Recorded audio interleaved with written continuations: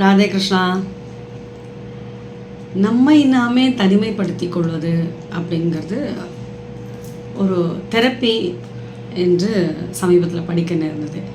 அது தெரப்பின்னா என்ன, it's treatment இல்லையா? தெரப்பின்னா அதாவது தனிமைப்படுத்தி கொள்வதுன்னா, இப்போ ரொம்ப இறைச்சலாக இருக்குது, இல்லை இல்லத்திலேயே ஒரு இடத்துல வந்து டிவி சத்தம் கேட்குறது, ஒரு இடத்துல குழந்தைகள் ஒரே ஆர்ப்பரிக்கின்றார்கள் எல்லாம் இருக்கும்போது, வேண்டாம் நான் தனியாக உட்காந்துக்கணும் போல் இருக்கு, நம் மனம் ஏங்கும். அப்படியே பார்த்துருக்கீங்களா?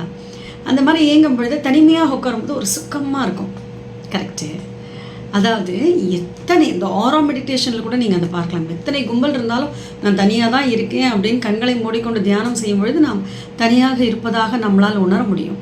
தனிமை என்பது ரொம்ப ஒரு அருமையான விஷயம். அந்த தனிமையில் தான் நம் மனத்தை நம்மளால் அப்சர்வ் பண்ண முடியும். நம்ம சுதந்திரமாக இருக்கலாம், நம்மளை பழி சொல்கிறதுக்கு யாரும் இருக்க மாட்டாங்க, நமக்கு பிடிச்சதெல்லாம் நம்ம வந்து சந்தோஷமாக பண்ணலாம். இதெல்லாம் வந்து ப்ளஸ்ஸு, அப்படி தானே? இதுக்கு மைனஸும் இருக்குது தெரியுமா?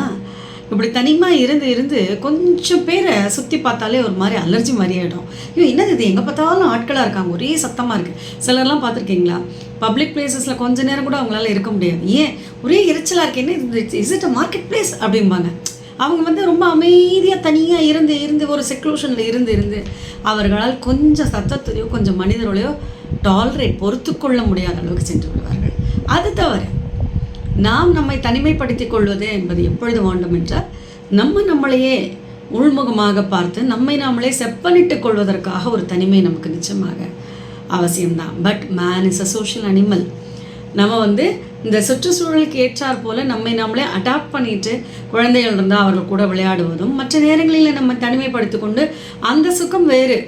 குழந்தைகளோடு நம்ம ஸ்பெண்ட் பண்ணுற டைம் வேறு, நம்முடைய சுற்றங்களோடு நண்பர்களோடு நாம் ஸ்பெண்ட் பண்ணுற டைமுங்கிறது அது ஒரு நல்ல விஷயம். ஆனால் தனிமையே தான் கதின்னு இருந்ததுன்னா, அப்புறம் மற்ற பொது இடங்களுக்கு நம்மளால் போய் கலந்துக்க முடியாத அளவுக்கு நம்ம வந்து நாமளே தனிமைப்படுத்திக் கொள்வோம். கண்டிப்பாக தனிமையாக இருக்கும் பொழுது நம் மனம் நல்லா கட்டுப்பட்டு நம்மளால் யோசிக்க முடியும் கண்டிப்பாக. ஆனால் அதே மனமே நம்ம தனிமையாக இருக்கும் பொழுது வேண்டாத விஷயங்கள் எல்லாம் சின்னதாக நினச்சி அதுவே பெருசாக்கிறதுக்கும் ஒரு வழிவகுக்கும். ஏன் தெரியுமா? பேசுகிறதுக்கு ஆள் இல்லை இல்லையா? நம்மளே எதையாவது யோசிச்சு எதையோ ஒன்று பில்டப் பண்ணிட்டோம். அதனால் தனிமை நல்லது தான் to some extent, but not to the whole. நம்ம வந்து we are a social animal. நம்ம எல்லாருக்கூடையும் கலந்து பேசிக்கொண்டு சந்தோஷமாக இருக்க மாட்டோம். அதுதான் அது நம்மளுடைய மனிதனாக நம்மளை படித்ததனுடைய விஷயமே அதுதானே இல்லையா? எல்லாருமாக சேர்ந்து சந்தோஷமாக பார்க்கின்றவர்கள் அனைவரிடத்திலும் அன்பு கொண்டு, அதுதான் வாழ்க்கை இல்லையா?